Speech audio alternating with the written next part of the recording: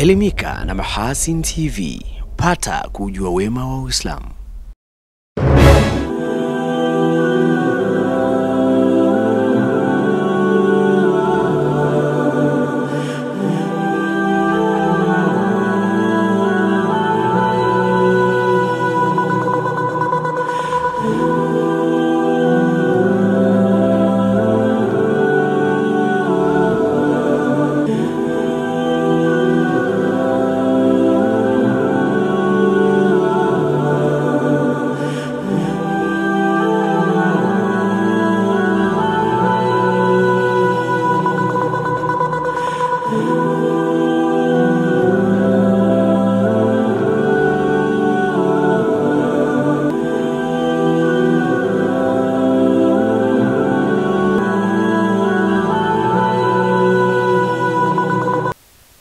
Assalamu alaikum wa rahmatullahi wa barakatuh. Haligani mtazamaji wa Mahasin TV popote pale ulipo. Karibu katika kapu la habari. Mimi Hilal Sefu Yami nitakusomea habari za kitaifa. Na katika habari za kimataifa utakuwa naye Saadi Sulemani. Awali ya yote tunaangazia muhtasari wake. Aliyekuwa makamu wa kwanza wa rais na waziri mkuu mstaafu wa Jamhuri ya Muungano wa Tanzania David Cleopa Msuya amefariki dunia wakati akipatiwa matibabu ya ugonjwa wa moyo katika hospitali ya Mzena jijini Dar es Salaam. Wakala wa nishati REA yapongezwa kwa kufikisha huduma ya umeme katika vijiji vyote 785 mkoani Mtwara. Katika habari za kimataifa, India yaishambulia nchi ya Pakistani kwa makombora mazito.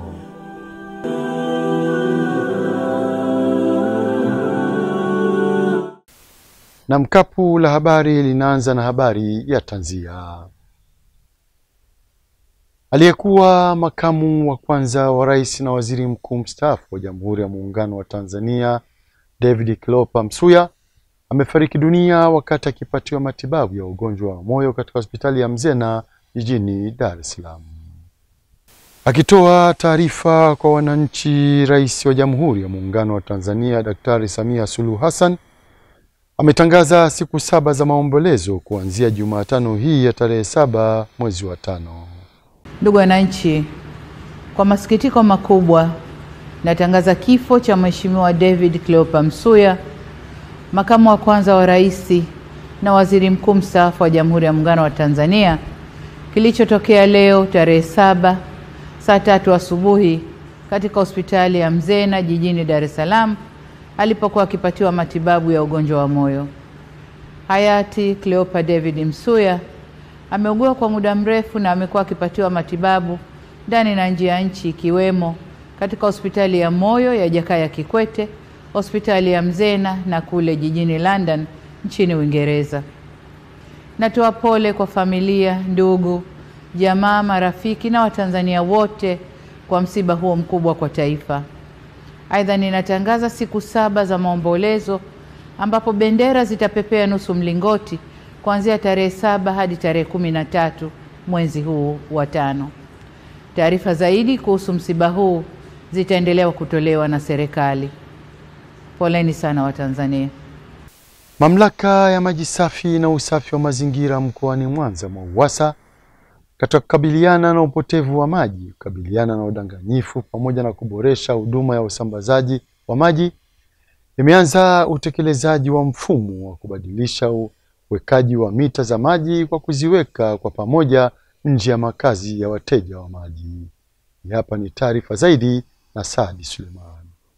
Maboresho hayo yamegawanywa katika maeneo mawili na tayari zaidi ya kilomita 9 zimelazwa mabomba makubwa, matarajio ikiwa ni kulazwa mabomba hayo umbali wa kilomita 32. Maeneo ya kuweka mita 132 yatajengwa na mradi umefika 6%. Sababu ya kubadilisha mfumo wa uwekaji wa mita ni kuhakikisha kwamba kwanza tunaweka mita nje ya mageti ili tunapokwenda kusoma ama kukagua mita hakuna usumbufu kwa mwananchi, lakini vile vile tunarahisisha kazi iweze kufanyika kwa haraka zaidi. Lakini mradi ule lengo lake ni kuhakikisha kwamba hakuna aina yoyote ya mwingiliano ama udanganyifu ambao unaweza kutokea endapo kutakuwa kuna watu wasiokuwa na nia njema katika kuboresha hii miundombinu ya maji. Miongoni mwa mitaa iliyoanza kujengwa kwa mfumo wa mita za pamoja kwa ajili ya majaribio ni pamoja na Nyegezi, Buhongwa na Mkolani.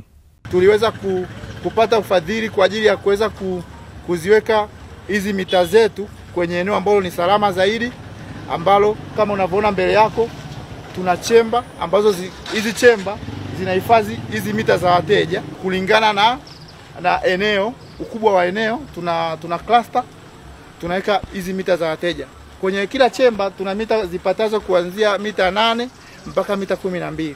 Akishuhudia maendeleo ya utekelezaji wa mradi huo unaogharimu zaidi ya shilingi milioni 300 kwa awamu ya kwanza, mbunge wa Nyamagana Stanislaus Mabula amesema pamoja na mambo mengine unakwenda kuongeza ukusanyaji wa mapato. Mradi huu utatusaidia sana, kwanza kutambua maji yanapotea kwa kiwango gani, lakini na yale yote yanayopotea kudhibiti upotevu wa maji, ili kila maji yanayozalishwa yawe na malengo ya kumfikia mwananchi. Na kwa sababu utakuwa mradi bora sana utakaochangia pia kuongeza mapato, kwa sababu inawezekana maji mengi yanapopotea tunakosa pia mapato mengi.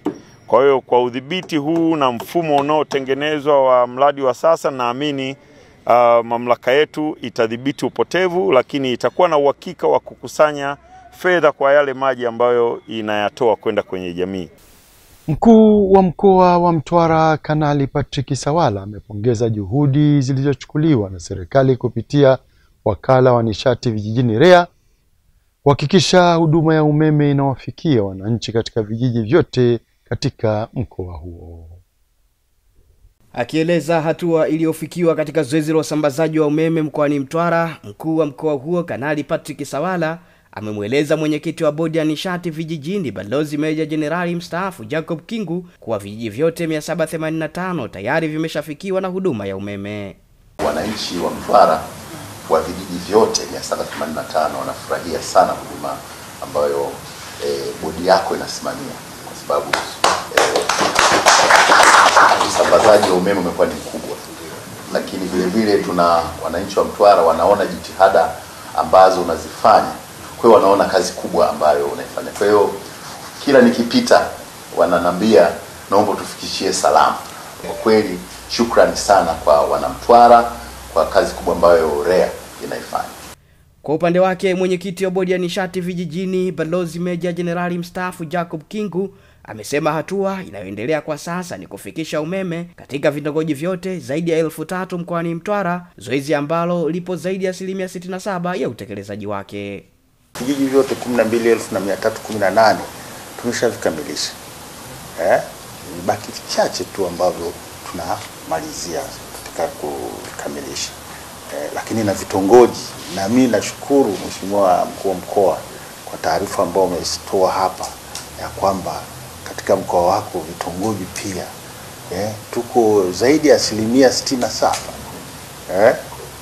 Maana yake una vitongoji 3000, lakini vitongoji 2000 plus tayari vimeshafikiwa na umeme. Aidha, Balozi Kingu amewahamasisha wananchi kuendelea kufanya maandalizi ya kupokea umeme kwa kusambaza nyaya ndani ya nyumba zao, yani wiring, ili nyumba zao kuwa tayari kuunganishiwa na huduma hiyo. Mimi ambalo naliomba tu kubwa kupitia kwako ni ile elimu kwa wananchi, ili hii miradi inapoendelea kule kwenye vitongoji wawe tayari wameshafanya wiring kwenye nyumba zao. Na kama watakuwa wamefanya hilo, ina maana inarahisisha mkandarasi anapokuwa pale wote ataweza kuwaunganisha. Kuanzia mwaka 2021 mwezi wa 3 serikali imetoa kiasi cha shilingi bilioni 187.7 kwa mkoa wa Mtwara kwa ajili ya miradi ya umeme vijijini peke yake. Kwa hiyo ni hatua kubwa sana ambayo serikali imefanya, na kusema kweli ni hatua ya kuipongeza serikali. Wananchi wa kijiji cha Murangi, halmashauri ya wilaya ya Musoma vijijini, wameiomba serikali na wadau kuendelea kutoa elimu juu ya matumizi ya nishati safi ya kupikia ili kuondokana na madhara ya matumizi ya nishati chafu kwa ajili ya kupikia, ikiwemo uharibifu wa mazingira.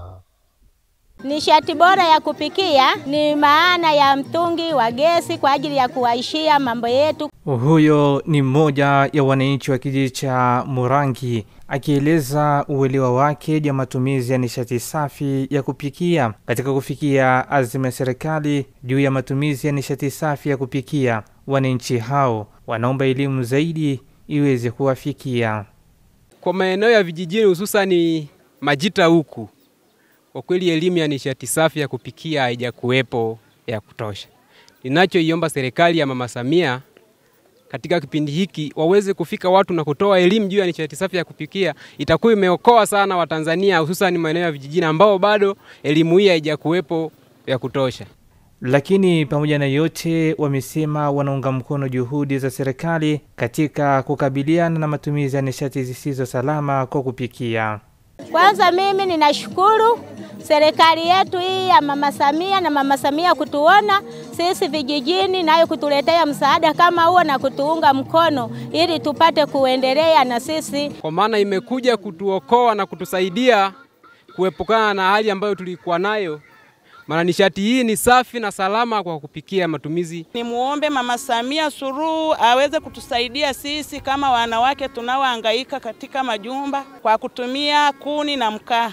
Mmoja wa wadau wa maendeleo mkoani Mara, Muhinga Muyombi, amefika katika kijiji cha Murangi pamoja na kutoa elimu ya matumizi ya nishati safi ya kupikia. Anaunga mkono serikali kwa kutoa majiko 200 ya kupikia, hasa akiwalenga mamalishe. Ninataka Msoma vijijini, mama yoyote ambaye anafanya kazi ya mamalishe aweze kutumia nishati safi. Na hayo ndiyo maono ya Mheshimiwa Rais Daktari Samia Suluhu Hassan. Kampeni hii sio ya kumtangaza mtu kugombea ubunge. Ni kampeni ya kumuunga mkono Daktari Samia Suluhu Hassan kwa yale mengi aliyoyafanya. Niwaombe wakina mama tena ambao mnafanya kazi ya mamalishe, ioneni kamati yangu, mjisajili. Siku ya tarehe 8 nataka niwaone kwa wingi kweli kweli. Hii fursa ya majiko 200 msiache. Kwa kweli wananchi wa Murangi wameshawishika kubwa, na ninavyoona watu wameanza kupambanua, wameanza kutumia gesi ili kuondokana na hali ya kutumia mikaa pamoja na kuni. Ulikuwa ni watu wanaharibu miti sana, lakini nashukuru kusema kwamba tutumie nishati safi ambayo ni majiko hususan ya gesi. Ni vitu ambavyo vimeleta mabadiliko makubwa. Watu wameanza kuona kwamba hata vijijini kwamba ni afadhali anunue jiko. Kwa mfano mimi kwangu natumia jiko la gesi, natumia mwezi mzima. Kwingineko, halmashauri ya wilaya Hanang' mkoani Manyara imekabidhi mkopo wa zaidi ya shilingi bilioni 1.3 kwa vikundi 92 vya wanawake, vijana na watu wenye ulemavu kupitia mpango wa 10% ya mapato ya ndani katika mwaka wa fedha 2024-2025. Vikundi hivyo 59 vimepatiwa mafunzo na elimu ya ujasiriamali, usimamizi wa fedha, mbinu za urejeshaji wa mikopo pamoja na maadili ya uongozi wa vikundi. Awamu ya kwanza katika halmashauri ya wilaya Hanang' tulitoa milioni 504 na awamu hii ya pili tunategemea kutoa milioni 799,110,000. Tukijumlisha awamu ya kwanza na awamu ya pili, halmashauri ya wilaya Hanang' sasa itakuwa imetoa kiasi cha shilingi bilioni 1,303,110,000. Vikundi ambavyo vilinufaika awamu ya kwanza vilikuwa 33 na awamu hii ya pili vikundi ambavyo vitakuwa vimenufaika ni 59, na jumla ya vikundi ambavyo vimenufaika kwa mwaka 2024-2025 hadi sasa ni vikundi 92.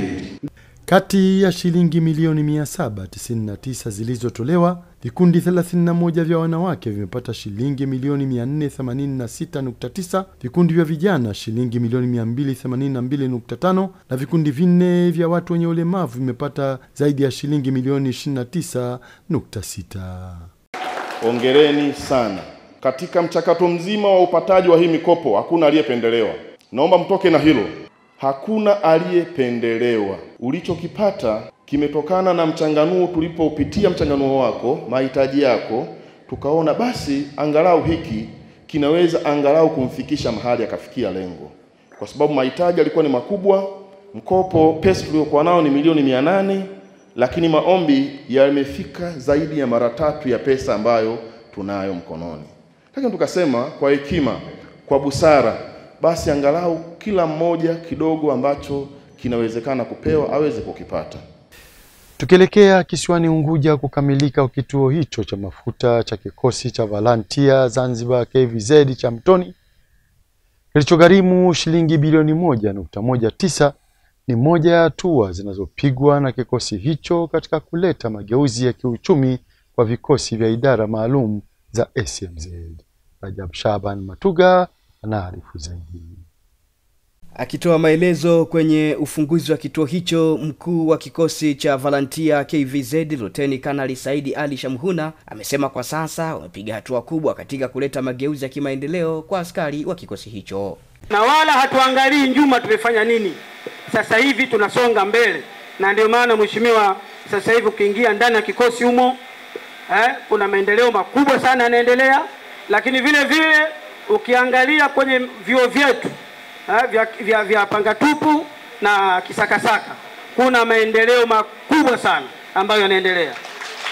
Kituo hicho kimefunguliwa na Waziri wa Nchi, Ofisi ya Rais, Tawala za Mikoa, Serikali za Mitaa na Idara Maalum za SMZ, Masudi Ali Muhammad, ambaye amekitaka kikosi cha Volunteer KVZ kuendelea kubuni miradi zaidi. Aidha, amesema kituo hicho kinapaswa kukidhi haja za watumiaji kwa kutoa huduma kwa saa 24 ili kuondoa usumbufu kwa wanaotafuta huduma hasa nyakati za usiku. Si tu kwa maana mmejenga mradi wa kitega uchumi, lakini mmetekeleza jukumu lenu kiupana zaidi katika swala la ulinzi na usalama. Sisemi wenye vituo vingine watu wasiweke mafuta, lakini kwa lengo la kulinda usalama wetu, viko vyombo vingepaswa kuwekwa mafuta katika maeneo hayo. Sasa wengine wataamua. Hii ni biashara na sisi sheria yetu ya KVZ inaturuhusu kufanya biashara, tumeibadilisha. Kwa hiyo kila mtu na uhuru wake. Ninachojaribu kueleza ni umuhimu wa usalama wa kuweka mafuta katika vituo kama hivi. Kwa upande wake, Katibu Mkuu Ofisi ya Rais, Tawala za Mikoa, Serikali za Mitaa na Idara Maalum za SMZ, Isa Mahfudh Haji, amesema ni jambo la kujivunia kuona vikosi vya idara maalum vinafanya shughuli za kimaendeleo zenye tija kwa jamii na serikali. Tulizoea wafanyabiashara kubwa ndio wanaweka vitega uchumi kama hivi vya Shell. Lakini sasa hizi idara zetu maalum zinathubutu kuweka vitega uchumi vikubwa na vizuri ambavyo vina manufaa makubwa kwa nchi yetu. Huu mradi kwa 100% umepata fedha kutoka serikalini, lakini kwa initiative ama usimamizi thabiti wa mkuu wa kikosi. For any types of truck sisi hapa inaweza tukapokea na tukajaza mafuta kwa wakati wowote, maana yake hapana usumbufu wa kuingia na kutoka, wala hatupo katika kona, maana yake ni sehemu nzuri kwa ajili ya vituo vya ukanda huu wa njia ya Bububu. Hichi ni kituo ambacho kina nafasi nzuri ya kuingia na kutoka. Na kwa taarifa hiyo kutoka kisiwani Unguja ndio kunahitimisha kapu la habari kwa habari za kitaifa. Tupate mapumziko mafupi na kisha tutarejea hapa kuangazia habari kutoka nje ya mipaka ya Tanzania. Hii ni Mahasin TV, pata kujua wema wa Uislamu. Mahasin TV, channel namba 455 katika kingamuzi cha Azam.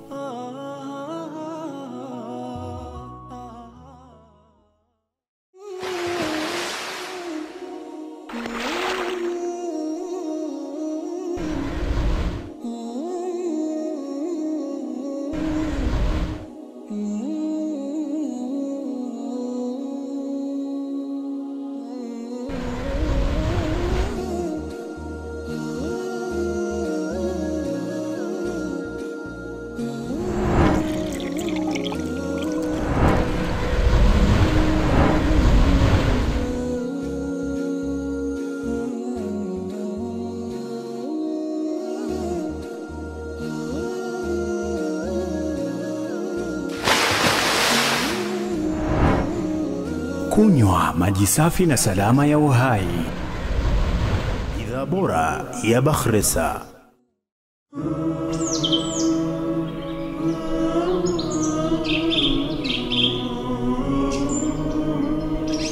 Mahasin TV, pata kujua wema wa Uislamu.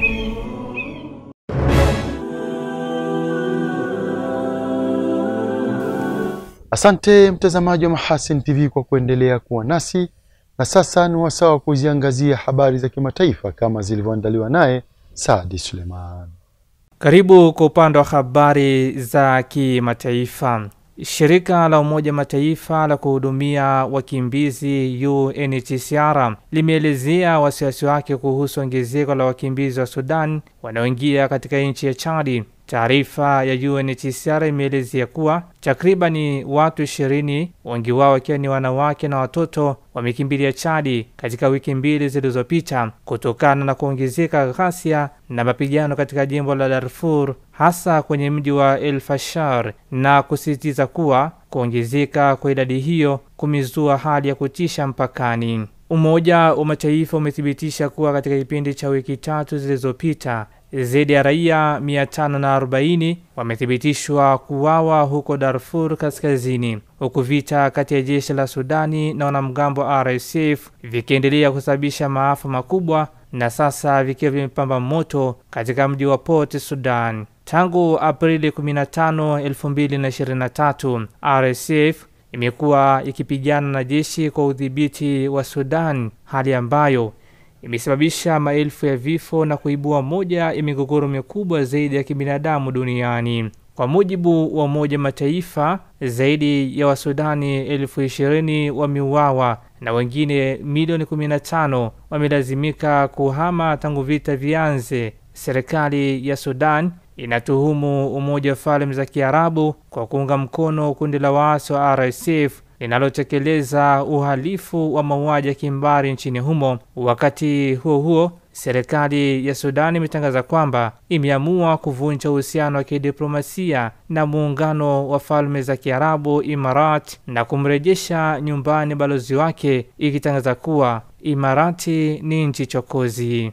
Kwingineko, India imefitua makombora kadhaa ndani ya ardhi ya Pakistan mapema alfajiri na kusababisha vifo vya watu 8 katika mashambulizi yanayoweza kuzusha vita baina ya nchi hizo mbili jirani na hasimu wa miaka mingi. Mamlaka za Pakistan zimesema makombora ya India yalilenga jimbo linalozozaniwa na pande hizo mbili la Kashmir pamoja na mkoa wa mashariki wa Punjab. Moja ya makombora liliupiga msikiti kwenye mji wa Bahawalpur na kusababisha kifo cha mtoto mmoja na kujeruhiwa watu wengine kadhaa. Waziri Mkuu wa Pakistani Shehbaz Sharif amelaani mashambulizi hayo ya anga na kusema nchi yake inayo haki ya kulipa kisasi kwa hujuma hizo za India alizozitaja kuwa kitendo cha kivita. Mvutano kati ya mataifa hayo mawili umezidi makali mnamo wiki za hivi karibuni tangu India ilipoilaumu Pakistan kwa shambulizi la wanamgambo lililotokea mwezi uliopita jimboni Kashmir. India inasema Pakistan inawaunga mkono wale waliotenda tukio hilo lililosababisha vifo vya watu 26. Na tuzitamatishe habari za kimataifa. Urusi imesema siku ya Jumanne kuwa viongozi 29 wa kigeni watahudhuria gwaridi la Mei 9 mjini Moscow ili kusherehekea ushindi dhidi ya Wanazi wa Ujerumani wakati wa vita vya pili vya dunia. Miongoni mwa viongozi hao ni pamoja na Rais wa China Xi Jinping na Luiz Inacio Lula da Silva wa Brazil. Mshauri katika ikulu ya Kremlin Yuri Yushakov amesema pia kuna wanajeshi kutoka nchi 13 ikiwa ni pamoja na China, Misri, Myanmar wataandamana katika gwaridi hilo. Hayo yanajiri wakati mapigano kati ya Urusi na Ukraine yanaendelea. Jeshi la Ukraine limefanya mashambulizi makubwa ya droni zaidi ya 100 na kuulenga mji mkuu Moscow, ambapo viwanja 13 vya ndege ikiwa ni pamoja na 4 vya kimataifa karibu na Moscow vikilazimika kusitisha shughuli zake kwa muda. Shambulio hilo linatishia mpango uliotangazwa na Rais wa Urusi Vladimir Putin wa kusitisha mapigano nchini Ukraine kwa siku 3 kuanzia Mei 8 mwaka huu. Saadi Suleiman, Mahasin TV. Shukran Saadi Suleiman kwa habari za kimataifa.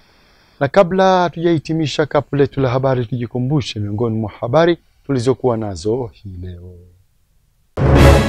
Aliyekuwa makamu wa kwanza wa rais na waziri mkuu mstaafu wa Jamhuri ya Muungano wa Tanzania David Cleopa Msuya amefariki dunia wakati akipatiwa matibabu ya ugonjwa wa moyo katika hospitali ya Mzena jijini Dar es Salaam. Wakala wa nishati REA yapongezwa kwa kufikisha huduma ya umeme katika vijiji vyote 785 mkoani Mtwara.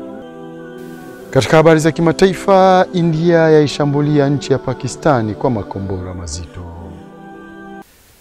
Na mpaka hapo ndo tunafika mwisho wa kapu la habari. Inshallah panapo majaliwa yake Maulana, ungana nasi hapo kesho muda na wakati kama huu. Kwa niaba ya wenzangu wote waliofanikisha kuleta kapu la habari, mimi ni Hilal Sefuria kusomea habari za kitaifa, na katika habari za kimataifa ulikuwa naye Saadi Suleiman.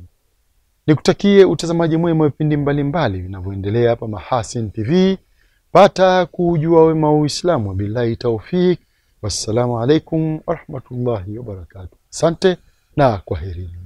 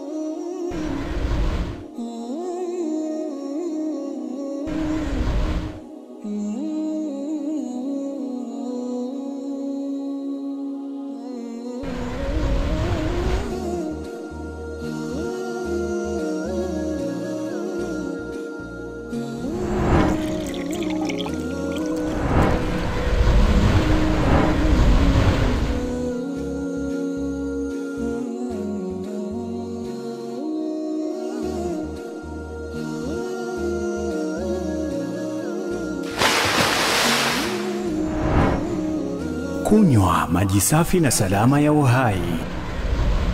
Bidhaa bora ya Bakhresa.